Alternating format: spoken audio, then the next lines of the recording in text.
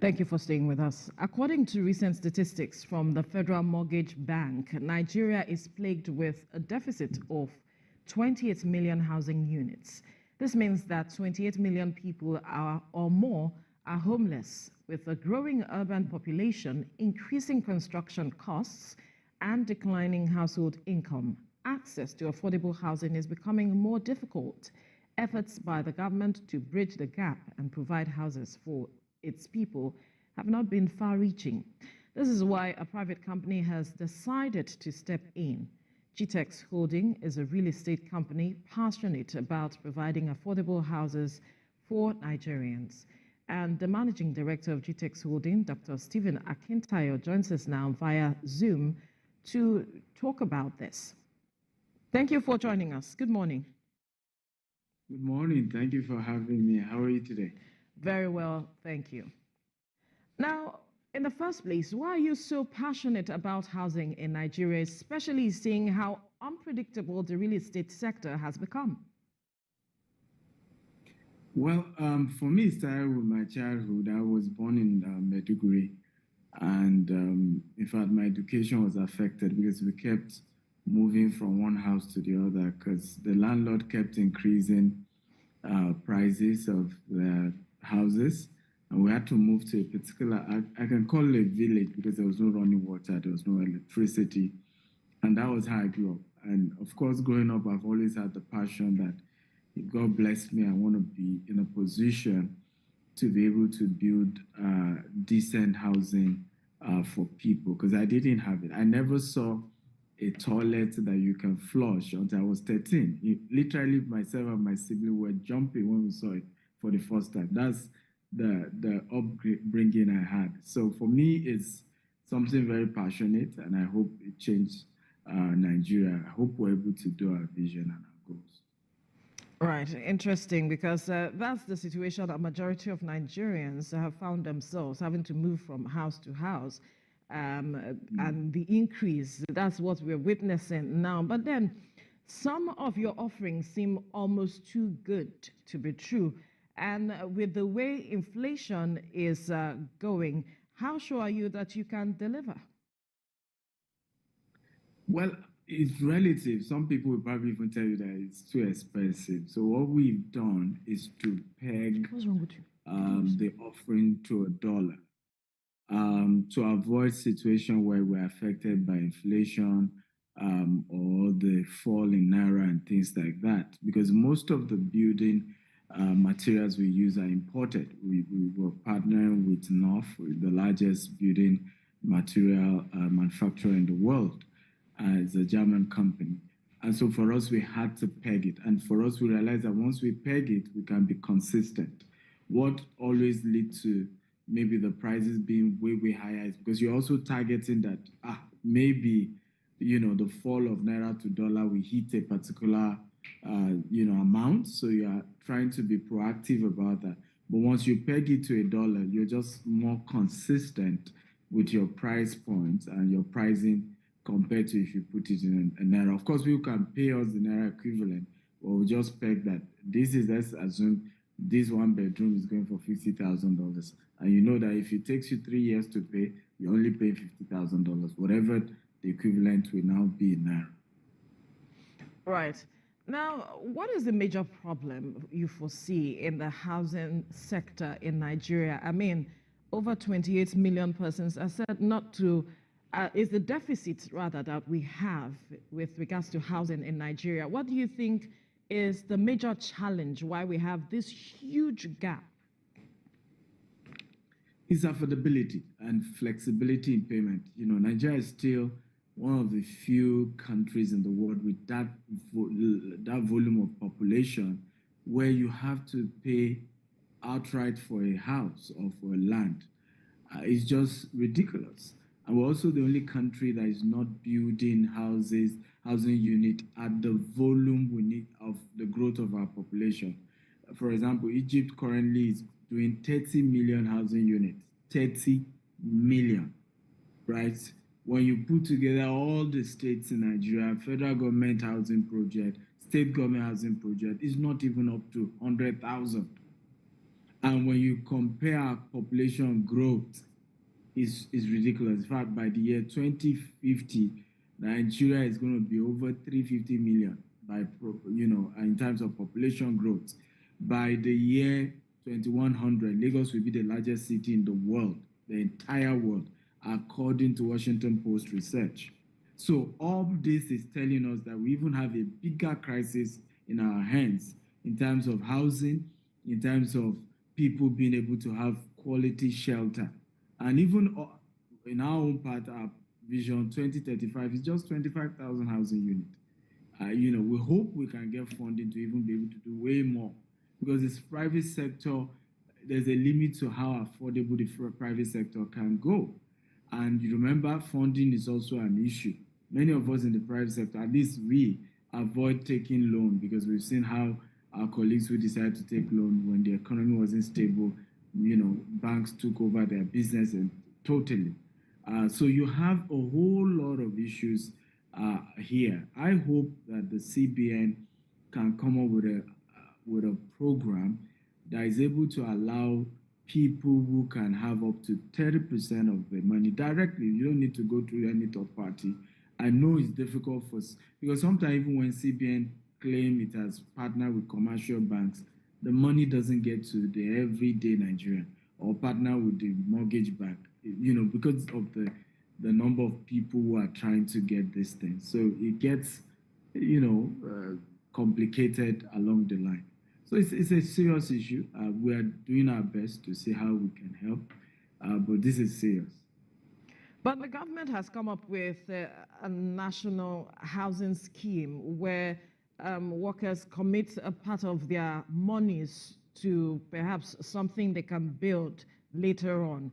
I think about it, it depends on the age, and you commit a certain percentage of your monies to the government. Isn't that something workable? Isn't that something remarkable by the government? It is, but you see, the funding the government has to promote programs like this versus those who need it, the volume of people who need it. That's the problem. All over the world, when you do planning, you are even planning ahead of the years. You are proactive. So I'm joining you from Dubai. The road here in Dubai is done ahead of time. In other words, they look at the number of cars plowing a particular road. Before you begin to have heavy issues, they know that they need to add another extra lane. They look at a particular road, they know they need to do an overhead ahead of time. Now we are way, way behind. And the policies and the programs are not even meeting up to the volume, talk less of others that are coming. So there are different numbers. Some people will say 20 million deficit, some will say 26, some will say 15. Whatever that number is, there is still no project or program right now in Nigeria that is providing housing at the rate of 1 million houses per year or 1 million houses in 5 years. There's none. If you add all we are all doing, and that's why sometimes when people say, why do you invest? I do a lot of teaching and mentoring, even encouraging more people to come into the real estate sector. And people say, are you not scared of competition? I say, no, because we have a real big time issue here. No one company can solve the housing problem in Nigeria because of the volume of deficit that we have. So yes, government is coming up with 1 or 2 programs, but it's not meeting up with the volume. You already have millions in deficits, right? So you first need to meet that, and you are even supposed to build way ahead of that number. Right. Now, with the rate at which the real estate sector is booming in Nigeria, many believe it may crash soon. What are your thoughts on that? So the real estate can't crash. I mean, there was a time I think the EFCC chairman was saying that real estate always crash in different parts of the world. Nigeria is the only country that you don't have such, and obviously that's because he's not an expert in real estate. The challenge here is the deficit. You can only have a crash when you have what we call hyper supply, right? When you have an hyper supply, at some point, if people don't have enough money, you're going to have, a lot of people just having to sell their houses and things like that. But we don't even have enough, talk less of hyper supply. What you have, and that is already happening right now, is a slow in the sector. And there's already a slowdown in the sector in terms of how many people are buying land, how many people are buying houses. You already have that happening right now. We're not getting enough patronage like we used to get in previous years. Of course, inflation is part of it. Recession is part of it. People are losing their jobs. Those in diaspora, already everybody's getting careful. You know what's happening in the UK, what's happening in the US as well, because Nigerian diaspora have played a critical role in the growth of the real estate sector. They are, the largest investor in the real estate sector in Nigeria.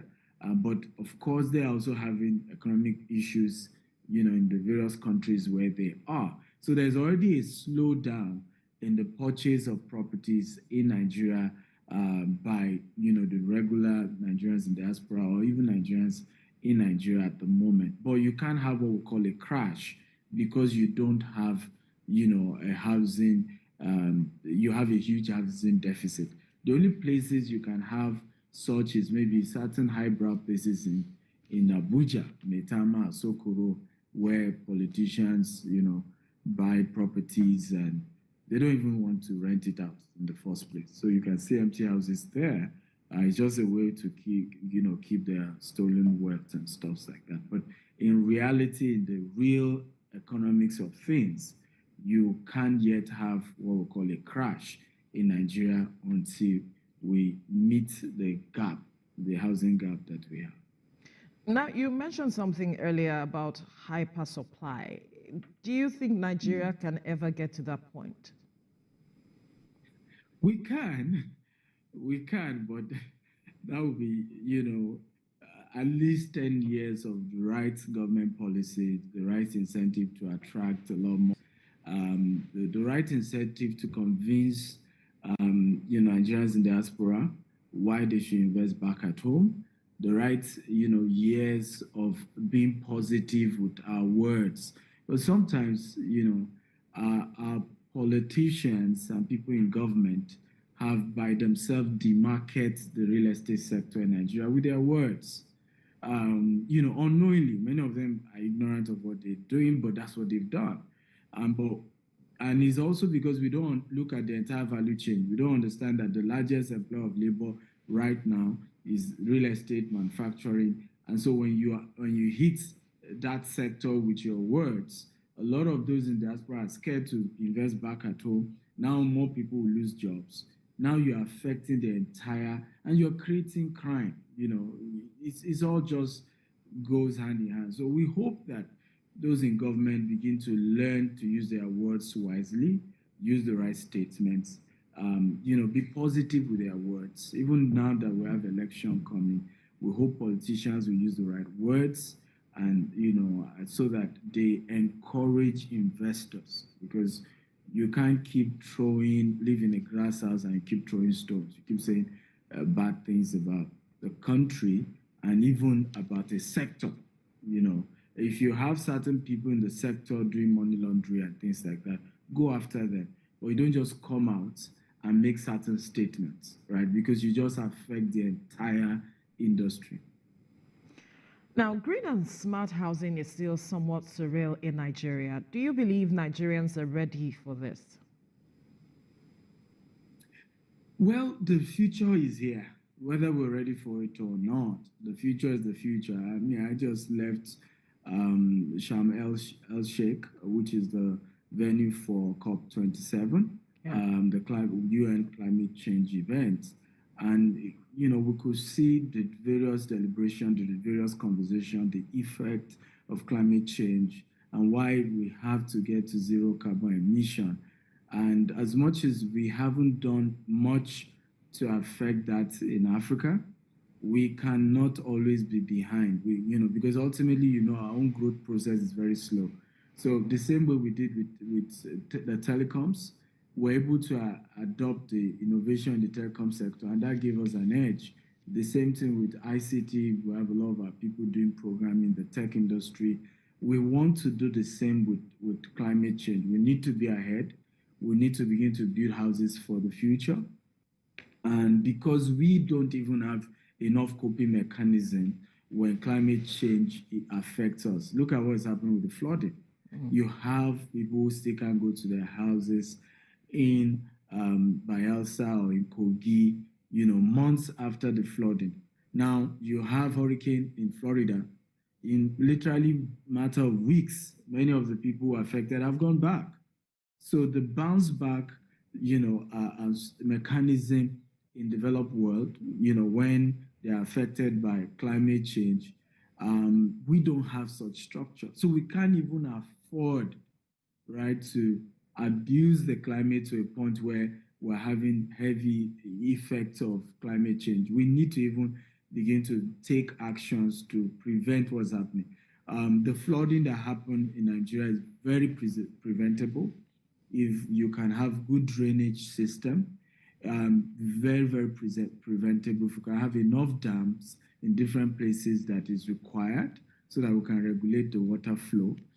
So I keep telling people that what we call, climate crisis in Nigeria, at least I can speak for Nigeria, are preventable if we do the right things. And I hope we do. I hope we evolve. But for us, as a company, we're a market leader.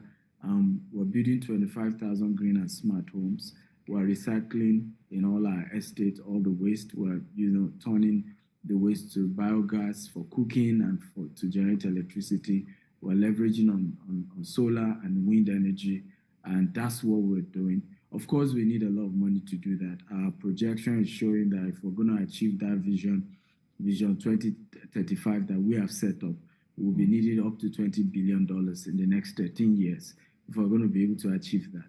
But we hope we will attract investors as we go on. My principle has always been start small, think big, and grow fast. So for us, we're starting with 1,000 housing units, and we hope we attract investment and we're able to achieve it. Now, speaking about the Vision 2035, let's even delve into that.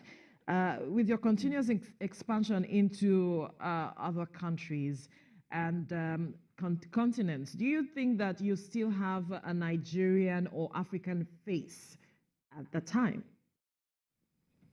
Absolutely. So for us, that's even good because a lot of those who will help us achieve our vision in Nigeria will have to be foreign investors.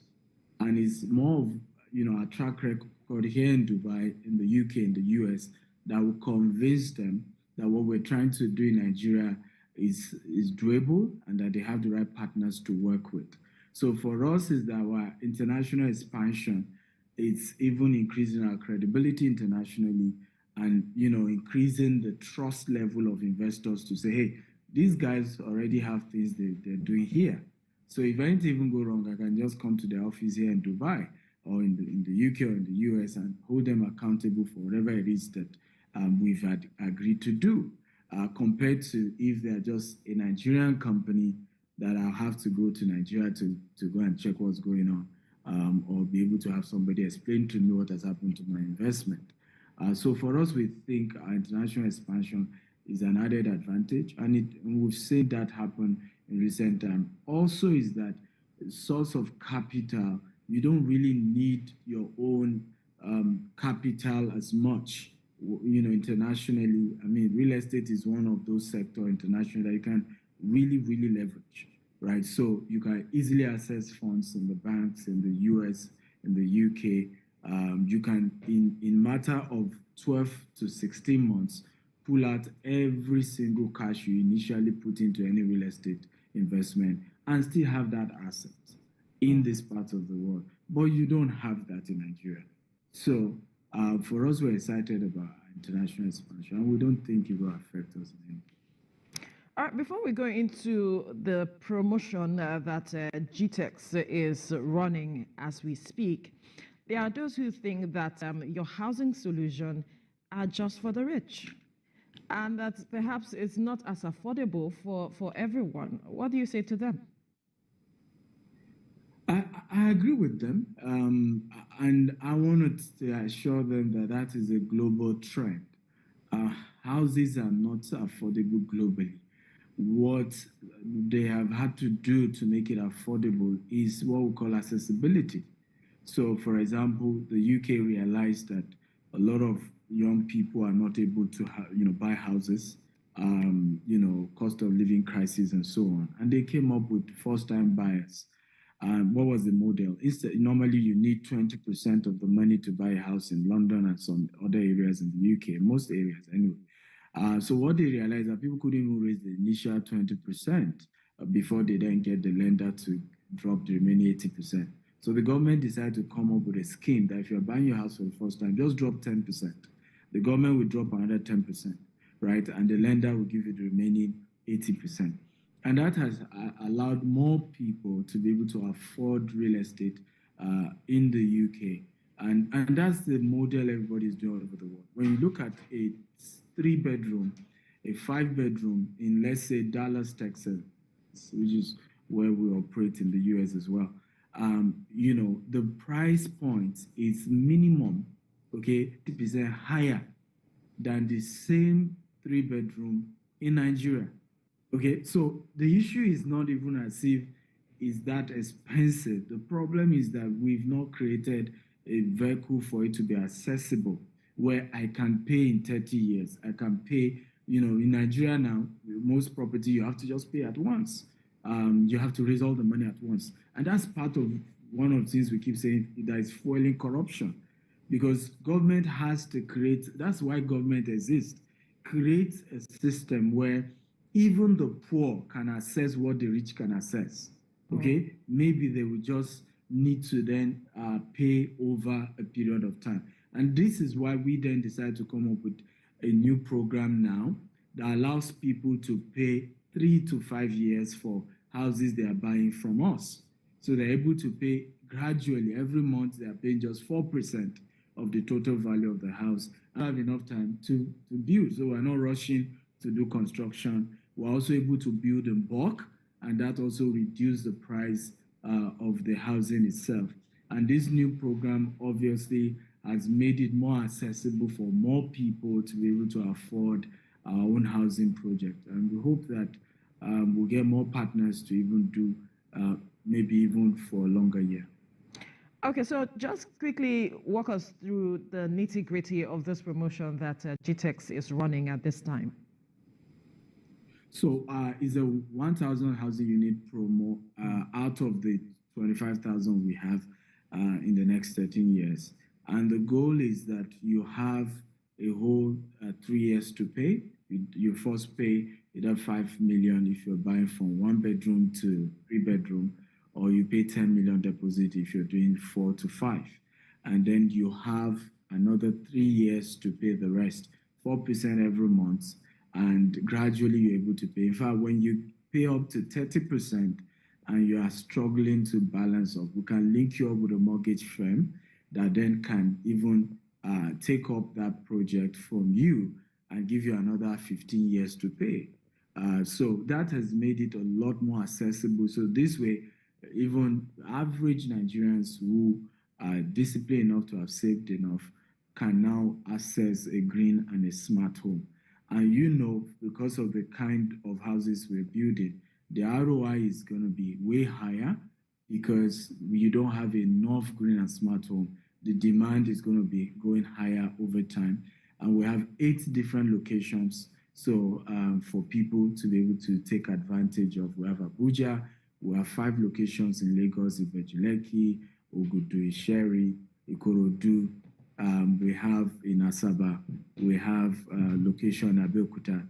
So we've given multiple locations, and then investors can pick, okay, I want this location, I'm tying down this. I have 3 years to do that. For us, we moved to site in March of 2023, and those who pay outright, by the first quarter of 2024, they can even get their own housing unit. But those who are paying installment, after they complete their payment, they get the keys to their house. Right. Now, how do investors connect with Gtext Homes?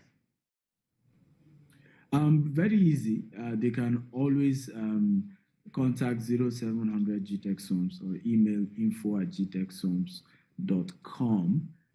We have offices, I think about 7 office locations in Nigeria at the moment.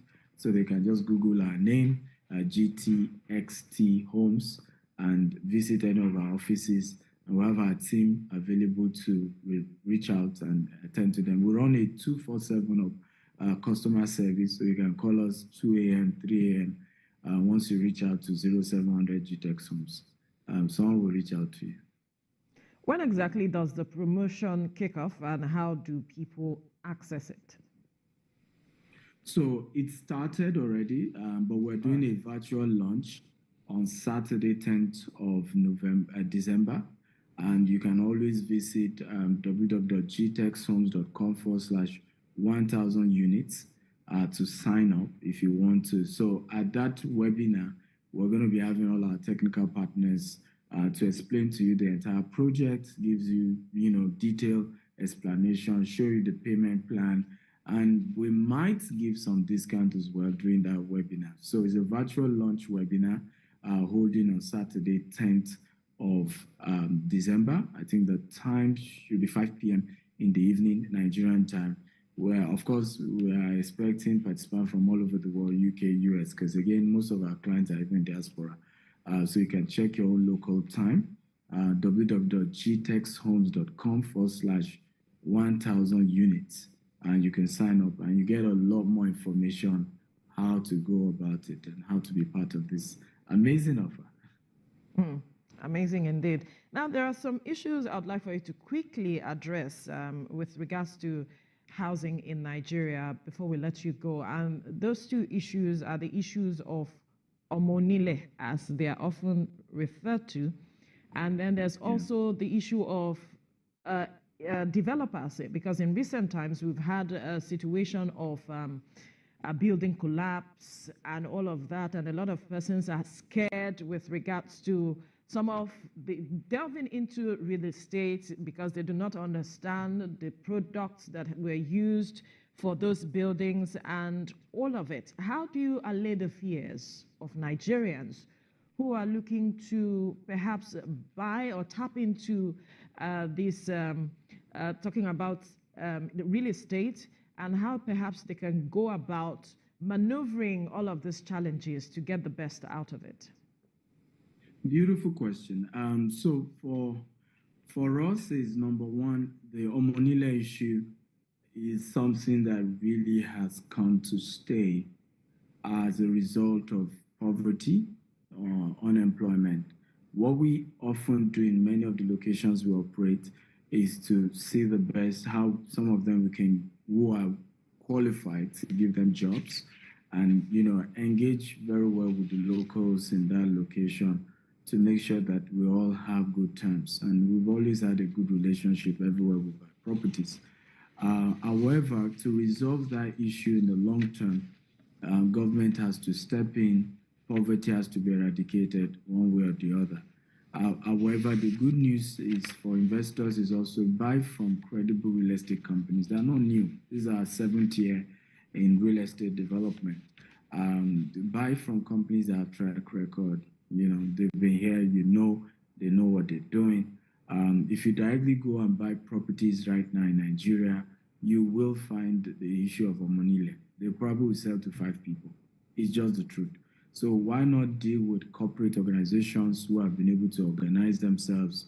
They've put together a proper structure, right, that protects your investment. And now, as to the issue of building collapse, this is the reason why we had to peg any housing to dollar, because we're working with North, is a German company, and other partners we're working with. So most of the building materials we're using are imported. And again, it's unfortunate that we are having to do that. The reason for us is because we have an international reputation to protect. Many of the blocks that is being manufactured in Nigeria, you just try to break them, it's just falling into pieces. So unfortunately, you can't always rely on locally manufactured building materials many times. You can't always rely. Some of them are already compromised because everybody's trying to save cost, everybody's trying to, reduce cost. And that is part of the problem why cost of building is also expensive because nothing of value is cheap. So for us, our solution is to say, first of all, we want to use quality building materials. If we're going to use local, it must be that we're dealing with a corporate organization that has built credibility over the years for manufacturing quality building materials. Else, we just import. And that's also why we're pegging our prices in dollars so that because we're also buying dollar, so we don't have an issue of, oh, this was the price we initially agreed. Oh, we're so sorry, you have to pay more. Okay. And then the client comes back and say, no, they are scammers, they are thieves. But that's not our fault. If naira, fall to $1, okay, and now we have to pay more to be able to deliver the house that you have asked us to build for you. These are realities, and this is why you see businesses are shutting down, businesses are downsizing. The realities on ground is that it's really, really tough doing business in Nigeria. Very, very tough. All right, we'll have to leave the conversation here now, but we must thank you, Managing Director of Gtext Holdings, Dr. Stephen Akintayo, for your time on the program. Thank you for having me. I appreciate it. All right.